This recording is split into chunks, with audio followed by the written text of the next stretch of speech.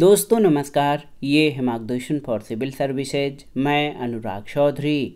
दोस्तों, बाल विकास एवं शिक्षण विषय से संबंधित महत्वपूर्ण प्रश्नों के अंतर्गत इस वीडियो में प्रस्तुत है आगामी अध्यापक पात्रता परीक्षाओं जैसे CTET, UPTET, MPTET, REET, Bihar TET और नेट जेआरएफ के शिक्षण विधि से संबंधित महत्वपूर्ण प्रश्नों का संकलन। इसमें हम सामाजिकरण यानी सोशलाइजेशन से संबंधित महत्वपूर्ण प्रश्नों को कवर करेंगे। प्रश्नों पर आने से पहले थोड़ा सा सामाजिकरण के बारे में जान लेते हैं। दोस्तों, सामाजिकरण क्या है, इसको जानना सबसे पहले ज़रूरी है। तो दोस्तों, जन्म के समय शिशु केवल एक जैविक इकाई के रूप में होता है। उसमें कोई भी सामाजिक गुण नहीं होता, यानी वह न तो सामाजिक होता है न ही असामाजिक। लेकिन आयु बढ़ने के साथ साथ वो सामाजिक रूप से सक्रिय होने लगता है। धीरे धीरे वह एक सामाजिक प्राणी बन जाता है।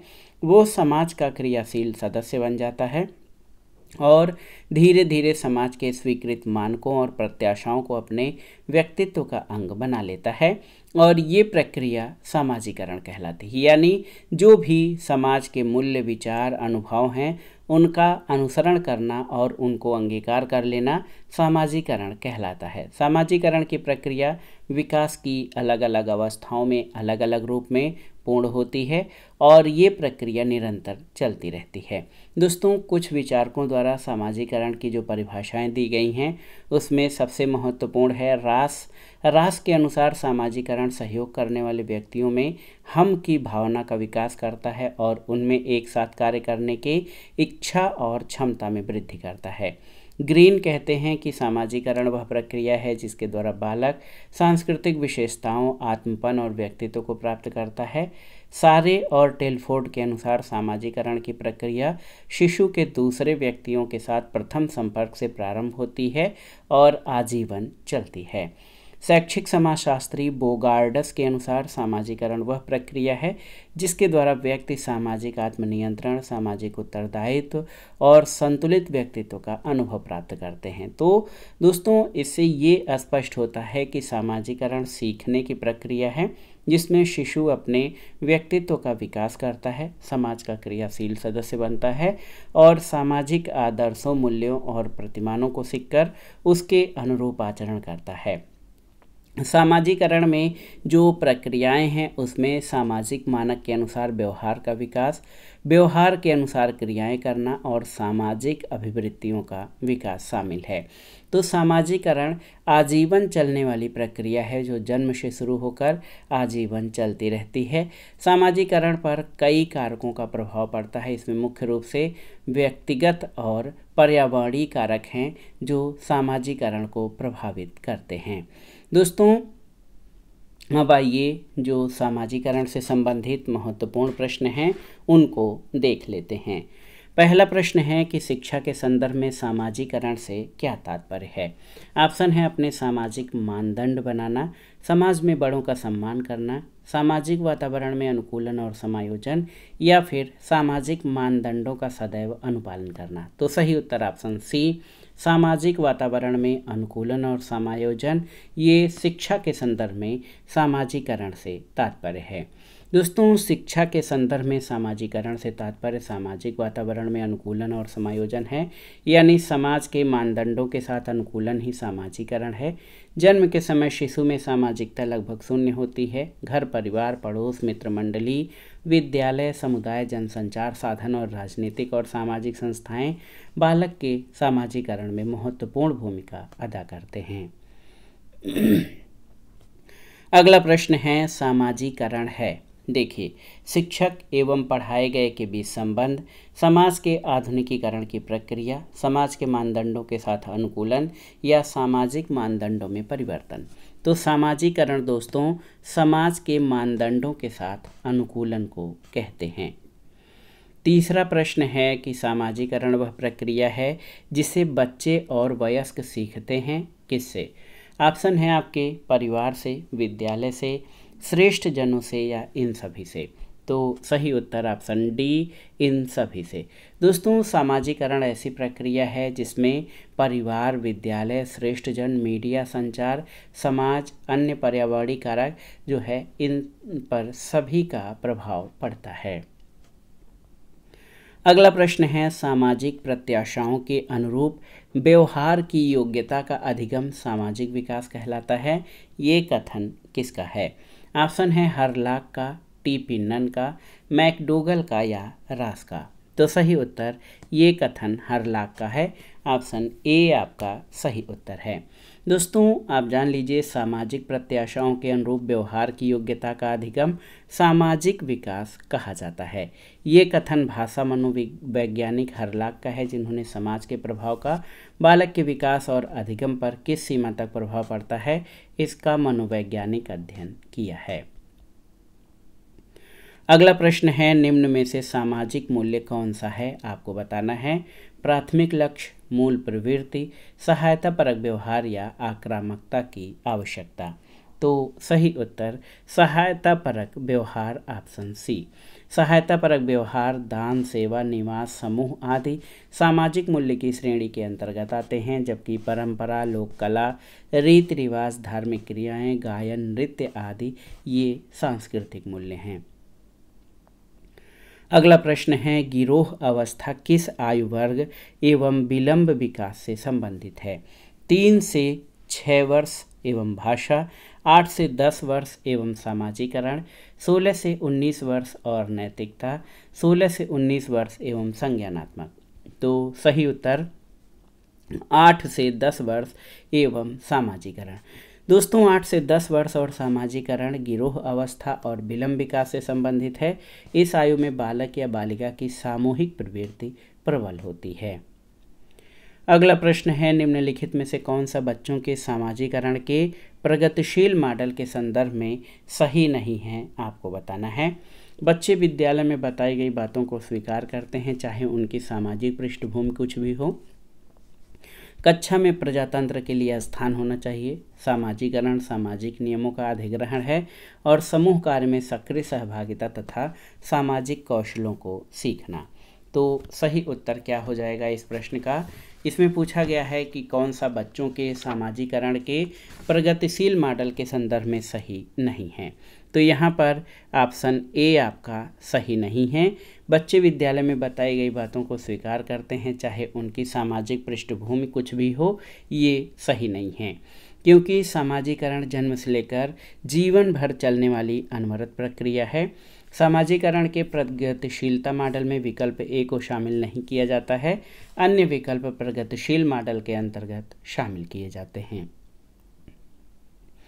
अगला प्रश्न है, बच्चे को सामाजिकरण का पहला पाठ कहाँ से प्राप्त होता है?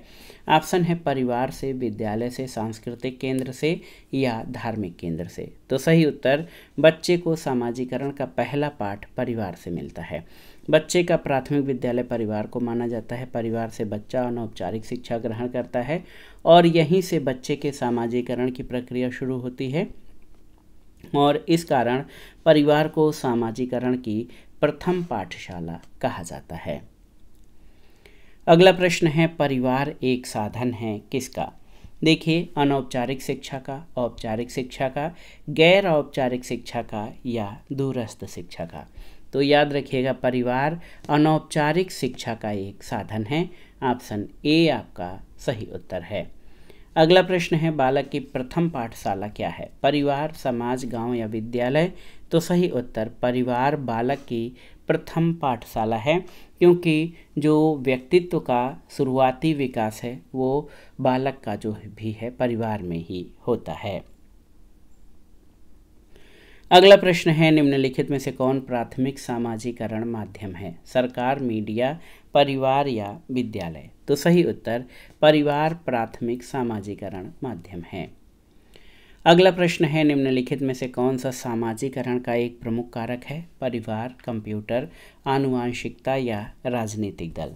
तो सही उत्तर परिवार। दोस्तों, सामाजिकरण का प्रमुख कारक परिवार है और बच्चे के जो शुरुआती मनोभाव, हाव भाव, विचार, संस्कार और जो भी वो सीखता है वो सबसे पहले परिवार से ही सीखता है। अगला प्रश्न है, कौन सा द्वितीयक सामाजिकरण एजेंसी का उदाहरण है? ऑप्शन है परिवार और पास पड़ोस, परिवार एवं मीडिया, विद्यालय एवं मीडिया या मीडिया एवं पास पड़ोस। तो याद रखिएगा विद्यालय एवं मीडिया। दोस्तों, बालक का परिवार सामाजिकरण की प्राथमिक संस्था है, जबकि विद्यालय, पास पड़ोस, खेल के मैदान और मीडिया इसमें द्वितीयक अथवा गौड़ संस्था की भूमिका का निर्वहन करते हैं। अगला प्रश्न है, निम्नलिखित में से कौन से सामाजिकरण के गौड़ वाहक हो सकते हैं? ऑप्शन है परिवार और पास पड़ोस, विद्यालय और पास पड़ोस, विद्यालय और निकटतम परिवार के सदस्य या परिवार और रिश्तेदार। तो सही उत्तर विद्यालय और पास पड़ोस। याद रखिएगा, सामाजिकरण के गौड़ वाहक या द्वितीयक वाहक विद्यालय और पास पड़ोस हो सकते हैं। अगला प्रश्न है, कौन सा सामाजिकरण की निष्क्रिय एजेंसी है? आपको बताना है। स्वास्थ्य क्लब, परिवार, इको क्लब या सार्वजनिक पुस्तकालय। तो सही उत्तर सार्वजनिक पुस्तकालय। दोस्तों, सार्वजनिक पुस्तकालय सामाजिकरण की निष्क्रिय एजेंसी है, क्योंकि सार्वजनिक पुस्तकालय में कोई सामाजिक अंतरक्रिया नहीं होती, जबकि स्वास्थ्य क्लब, परिवार, इको क्लब, विद्यालय, पास पड़ोस समुदाय आदि सामाजिकरण की सक्रिय एजेंसियां हैं। अगला प्रश्न है, बच्चों के सामाजिक विकास में किसका विशेष महत्व है? खेल का, बाल साहित्य का, दिनचर्या का या संचार माध्यम का? तो सही उत्तर खेल का। खेल विधि द्वारा बच्चे का सामाजिक विकास अत्यंत सकारात्मक रूप से होता है, क्योंकि खेल की शिक्षण विधियों द्वारा बालक की मूल प्रवृत्तियों का विकास होता है, जिसके कारण बच्चों में समायोजन, समूह के रूप में कार्य करने की क्षमता के साथ साथ शारीरिक वृद्धि भी तीव्र गति से होती है। अगला प्रश्न बहुत ही महत्वपूर्ण है, आप देख सकते हैं। एक शिक्षक विद्यार्थियों में सामाजिक मूल्यों को विकसित कर सकता है, कैसे? आपको बताना है। महान व्यक्तियों के बारे में बोलकर, अनुशासन की अनुभूति को विकसित करके, आदर्श रूप से बर्ताव करके या उन्हें अच्छी कहानियाँ सुनाकर।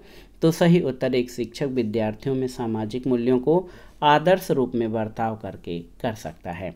आदर्श रूप में बर्ताव करके एक शिक्षक शिक्षार्थियों में सामाजिक मूल्यों को विकसित कर सकता है। शिक्षक स्वयं को आदर्श रूप में प्रस्तुत कर और महान व्यक्तियों के आदर्शात्मक व्यवहार और जीवन चरित्र का वर्णन कर विद्यार्थियों को आदर्श व्यवहार करने हेतु प्रेरित कर सकते हैं। अगला प्रश्न है, बाल्यावस्था में सामाजिक विकास के रूप में मुख्य हैं सामाजिक चेतना का यथेष्ट विकास, बालक और बालिकाओं में एक साथ मिलकर रहने की प्रवृत्ति, अपनी अवस्था के गिरोह से अलग रहना या बाल्यावस्था की अंतिम अवस्था में माता पिता से स्वस्थ सामंजस्य। तो सही उत्तर बालक और बालिकाओं में एक साथ मिलकर रहने की जो प्रवृत्ति होती है वो सामाजिक विकास, जो बाल्यावस्था का सामाजिक विकास है उसमें सबसे महत्वपूर्ण है। दोस्तों, बाल्यावस्था में सामाजिक विकास के रूप में बालक और बालिकाओं में एक साथ मिलकर रहने की प्रवृत्ति मुख्य है। बाल्यावस्था में बालक बालिकाएं किसी न किसी टोली या समूह का सदस्य बन जाते हैं। अगला प्रश्न है, बच्चों को समूह कार्य देना एक प्रभावी शिक्षण रणनीति है, क्यों? आपको बताना है।